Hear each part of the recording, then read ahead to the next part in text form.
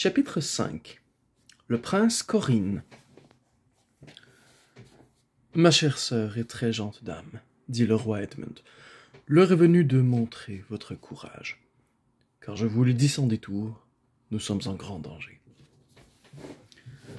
De quoi s'agit-il, Edmund? S'enquit la reine. De ceci. Je crois que nous allons avoir du mal à quitter Tashbaan. Tant qu'il restait au prince un espoir que vous le preniez pour époux, nous étions des hôtes comblés d'honneur. Mais, par la crinière du lion, je crois que dès qu'il aura essuyé votre refus, nous ne serons ni plus ni moins que ses prisonniers. Un des nains émit un sifflement étouffé.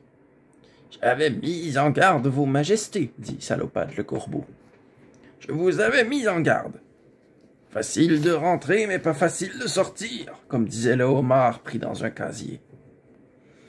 J'étais avec le prince ce matin, poursuivit Edmund. Il est peu habitué, c'est bien dommage, à voir contrecarrer ses volontés, et très irrité par vos tergiversations, vos réponses ambiguës. Ce matin, il a très fortement insisté pour connaître votre décision. J'ai éludé tout en cherchant à diminuer ses espérances, lançant quelques plaisanteries sur les caprices des femmes, en lui suggérant que sa demande risquait d'être rejetée. La colère l'a rendu dangereux. Il y avait comme une menace, quoique encore voilée derrière une apparence de courtoisie dans chaque mot qu'il prononçait. Oui, enchaîna Tamnos, et quand j'ai soupé hier soir avec le grand vizir, c'était la même chose.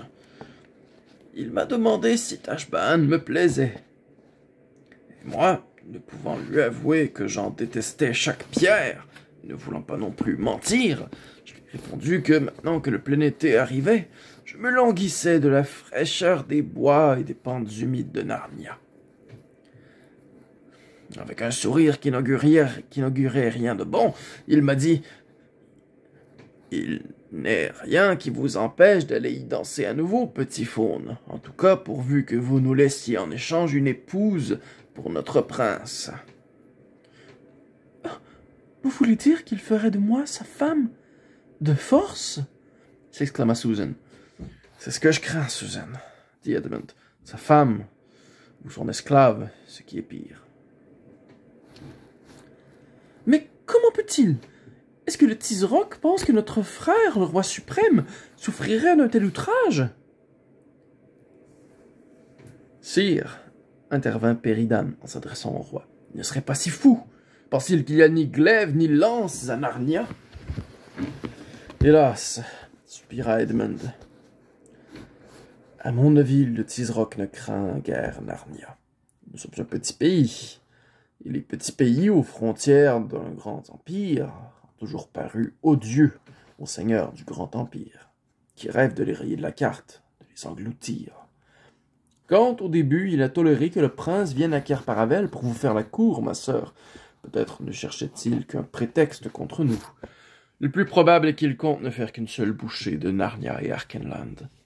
« Qu'il essaye seulement !» railla le second nain. « Sur mer, nous sommes aussi forts que lui. Et s'il nous attaque par la terre, il faudra traverser le désert. »« C'est vrai, mon ami, » répondit Edmund. « Mais le désert est-il une protection fiable?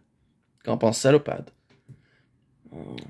Je connais bien ce désert, » dit le corbeau, « car je l'ai survolé en tous sens dans ma jeunesse. » Vous pouvez être sûr que Shasta tendait l'oreille à ce moment-là.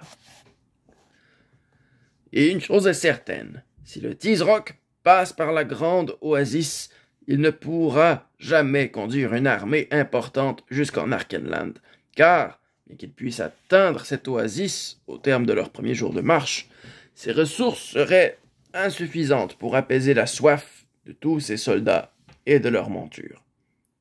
Mais il y a un autre chemin. » Shasta écouta encore plus attentivement. « Celui qui veut trouver ce chemin, reprit le corbeau, doit partir des tombeaux des anciens rois et faire route vers le nord-ouest en veillant à ce que le double pic du mont Pyr soit toujours devant lui. Ainsi, en à peine plus d'une journée, il atteindra l'entrée d'une vallée si rocheuse, si étroite, qu'un homme pourrait passer 1000 fois de suite, à 200 mètres de là, sans jamais soupçonner son existence. Et en regardant dans ce ravin, il n'y verra ni herbe, ni eau, ni rien de bon. Mais s'il le suit, il finira par trouver une rivière qui le conduira tout droit jusqu'en Arkenland. « Est-ce que les Calormen connaissent ce passage par l'ouest ?» demanda la reine. « Mes amis, intervint Edmund, quel est l'intérêt de tous ces discours? Nous ne sommes pas en train de nous demander qui, de Narnia ou de Calormen, l'emporterait si une guerre venait à les opposer. Nous sommes en train de chercher comment sauver l'honneur de la reine et nos propres vies, en échappant à cette ville diabolique. Car même si mon frère Peter, le roi suprême, était 12 fois plus fort que les Tisrocs, au jour de sa victoire, nos gorges auraient été tranchées depuis longtemps, et sa grâce la reine serait déjà devenue la femme, plus probablement l'esclave de ce prince. « Nous avons nos armes, sire, » fit remarquer le premier nain. « Cette maison est raisonnablement défendable. »« Quant à cela, » dit le roi, « je ne doute pas que chacun de nous vendrait chèrement sa vie, que pour entrer ici et arriver jusqu'à la reine, il leur faudrait passer sur mon cadavre. Mais nous serions comme des rats, se débattant dans un piège, pour tout dire. »« Très juste, » croissa le corbeau. « Les combats d'arrière-garde dans une maison assiégée font de belles histoires, mais on n'y a jamais rien gagné. Une fois les premiers assauts repoussés, l'ennemi finit toujours par mettre le feu à la maison. »« C'est moi qui suis la cause de tout cela, » dit Susan, fondant en larmes. « Oh, si seulement je n'avais jamais quitté Cair Paravel.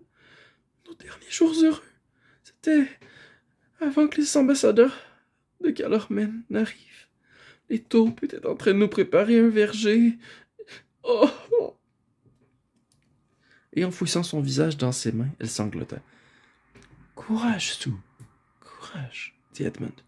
« Souviens-toi.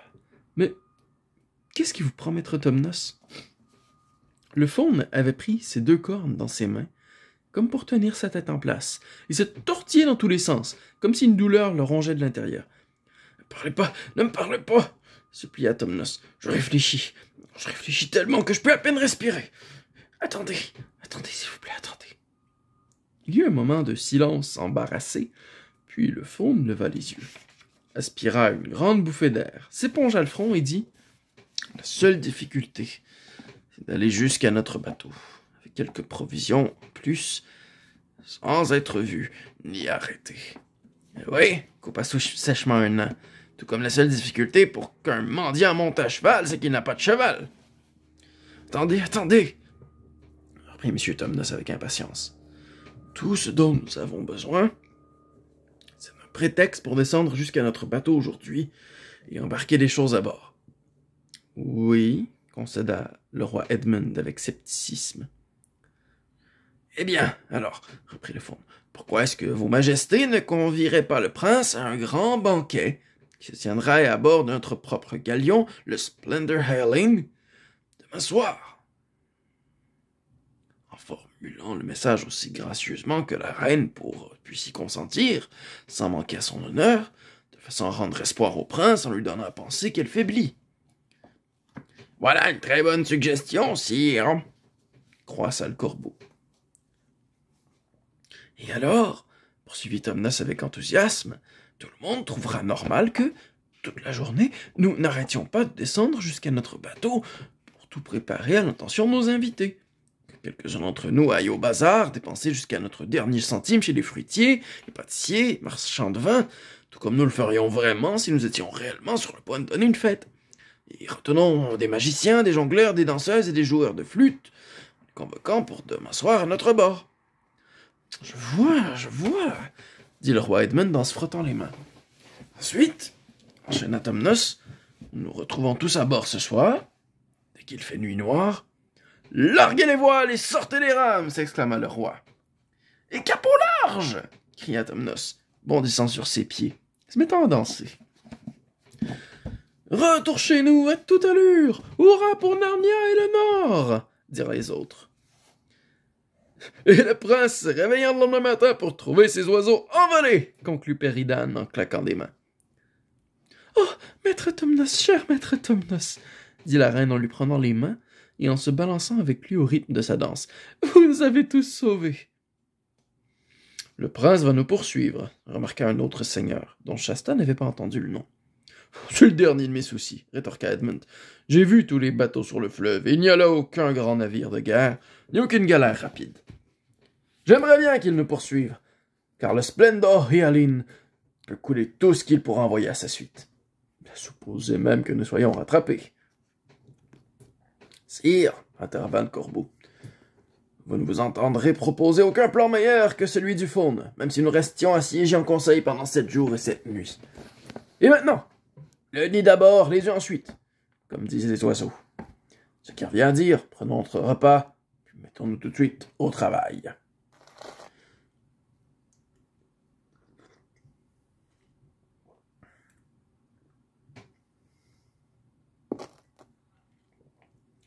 Tous se levèrent sur ces mots, les portes furent ouvertes, et les seigneurs et autres créatures se mirent sur le côté, pour que le roi et la reine sortent en premier. Shasta se demandait ce qu'il devait faire, mais M. Tomnos lui dit « Restez allongés ici, Altesse, je vous apporterai un petit festin personnel dans quelques instants. Vous n'avez pas besoin de bouger avant que nous soyons tous prêts à embarquer. » Shasta laissa retomber sa tête sur l'oreiller, et fut bientôt seul dans la pièce. « Tout cela est absolument effrayant, » se disait-il. Il lui était jamais venu à l'idée de dire à ses Narniens toute la vérité et de leur demander de l'aide. Ayant été élevé par un homme dur et pingre comme Archiche, il avait pour habitude constante de ne jamais rien dire aux adultes s'il pouvait l'éviter. Il pensait que, quoi qu'on s'efforce de faire, il le gâche ou s'y oppose toujours. Il pensait aussi que le roi narnien pourrait se montrer amical avec les 2 chevaux, puisqu'ils étaient des animaux parlant de Narnia, mais qu'il détesterait Aravis, qui était Calormen, et la vendrait comme esclave, ou bien la renverrait à son père. Quant à lui-même, je pense tout simplement pas révéler maintenant que je suis pas le prince Corinne, se disait Shasta. J'ai entendu tous leurs plans. Ils s'apprennent que je suis pas l'un d'eux, ils me laisseront jamais sortir vivant de cette maison. Ils craindront que je ne les livre au Tisroc. Tueront, si le vrai Corinne se montre, ils découvriront tout. Et ils le feront. Il n'avait, comme vous voyez, aucune idée de la façon dont agissent les gens nobles et nés libres. « Qu'est-ce que je dois faire? Qu'est-ce que je dois faire? » cessait-il de se demander. « Qu'est-ce que... Ah tiens, voici revenir notre petite créature à Pidbouc. » Le faune entra en trottinant, dansant à moitié, avec dans les mains un plateau presque aussi grand que lui. Il le posa sur une table marquetée à côté du canapé de Shasta et s'assit lui-même sur le tapis, en croisant ses jambes de bouc. « Voilà, mon petit prince, dit-il, faites un bon dîner.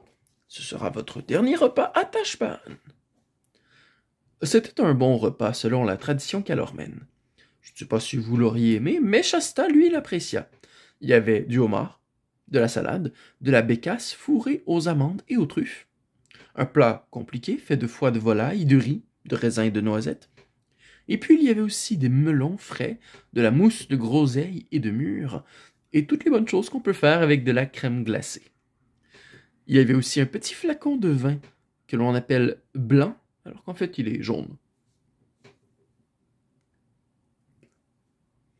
Pendant que Shasta mangeait, le brave petit faune, qui le croyait toujours sous l'effet de son insolation, continuait à lui parler des moments heureux qui l'attendaient, quand ils seraient tous rentrés chez eux, de son bon vieux père, le roi Lune d'Arkenland, et du petit château où il vivait sur le versant sud du col, en haut de la montagne.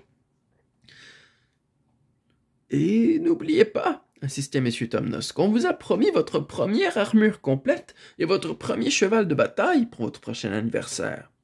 Ensuite, votre Altesse apprendra à ajouter en tournoi. Dans quelques années, si tout va bien, le roi Peter a promis à votre royal père de vous faire lui-même chevalier à Cair-Paravel.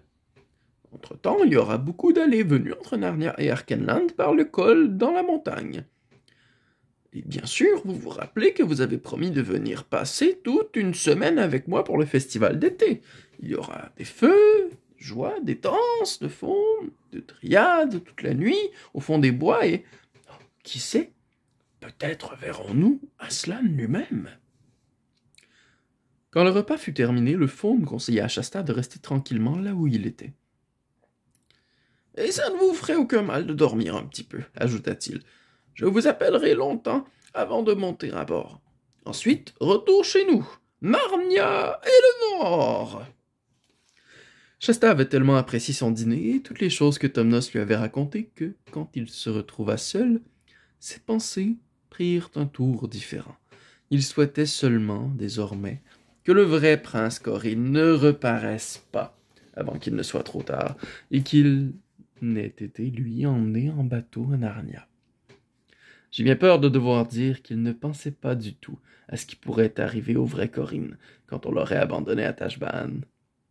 Il se faisait un peu de soucis pour Aravis Sébré qui l'attendait au tombeau, mais il se disait à lui-même « Ah bon, ben, qu'est-ce que je peux y faire? » Et aussi « De toute façon, cet Aravis se trouve trop bien pour aller avec moi.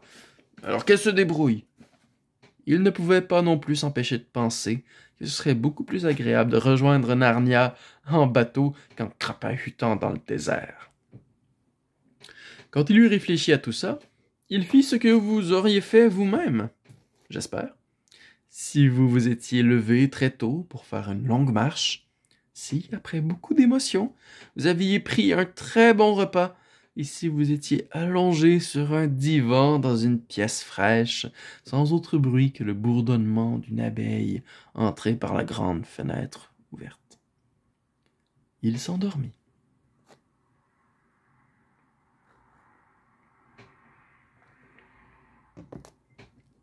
Il fut réveillé en sursaut par un grand fracas. Il se redressa d'un bond sur le canapé, les yeux écarquillés. À l'instant même, il vit, en balayant la pièce du regard, les lumières et les ombres, tout semblait différent, qu'il avait dû dormir plusieurs heures. Il aperçut aussi ce qui avait provoqué le bruit. Un vase de porcelaine de grand prix, précédemment posé sur l'appui de la fenêtre, gisait maintenant sur le sol, brisé en près de 30 morceaux. Mais c'est à peine s'il remarqua toutes ces choses. Ce qui mobilisait toute son attention, c'était 2 mains qui s'agrippaient à l'appui de la fenêtre par l'extérieur. Elles s'agrippèrent de plus en plus fort, leurs jointures devenant toutes blanches, puis une tête et une paire d'épaules apparurent. Un instant plus tard, un garçon, du même âge que Shasta, se tenait assis dans l'embrasure, une de ses jambes pendant à l'intérieur de la pièce. Shasta n'avait jamais vu son visage dans un miroir, mais s'il l'avait vu, il aurait pu ne pas concevoir que l'autre garçon était, en temps ordinaire, presque exactement identique à lui-même.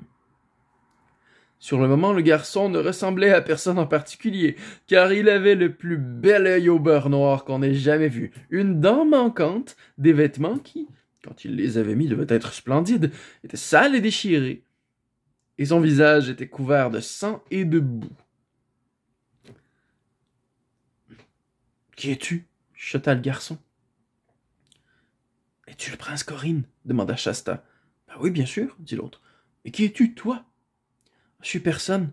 Je veux dire, personne de spécial. Le roi Edmund m'a attrapé dans la rue, il me prenait pour toi. Je suppose qu'on doit se ressembler.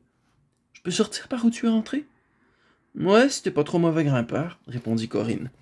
« Pourquoi es-tu si pressé? D'ailleurs, dis donc qu'on pourrait bien s'amuser avec ça, se faire prendre l'un pour l'autre. »« Oh non, non, » dit Shasta. « Chacun doit reprendre sa place tout de suite. Ce sera terrible, tout simplement. Si M. Tom Noss revient, il nous retrouve tous les deux ensemble. J'ai fait semblant d'être toi, j'étais obligé. Tu dois partir ce soir en secret. »« Où est-ce que tu étais pendant tout ce temps? » Un gamin dans la rue a fait une sale plaisanterie sur la reine Susan, répondit le prince Corine. Alors je lui ai cassé la figure. Il s'est réfugié en hurlant dans une maison et son grand frère est sorti. Alors j'ai cassé la figure du grand frère.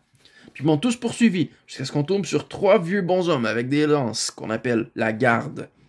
Alors je me suis battu contre la garde, et ils m'ont cassé la figure. Il commençait à faire noir à ce moment-là. Les types de la garde m'ont amené pour m'enfermer quelque part. Alors j'aurais demandé s'ils aimeraient boire un pichet de vin, et ils m'ont répondu qu'ils n'avaient rien contre. Donc je les ai conduits dans une taverne pour les faire boire, et ils sont tous assis, et ils ont tellement bu qu'ils ont fini par s'endormir. J'ai pensé que c'était le moment de m'en aller. Alors je suis sorti en catimini, et là j'ai retrouvé le premier gamin, celui qui avait tout déclenché. Il traînait encore dans le coin. Alors je lui ai recassé la figure. Après ça, j'ai grimpé par une gouttière sur le toit d'une maison. Je suis resté couché tranquillement jusqu'à ce que le jour se lève.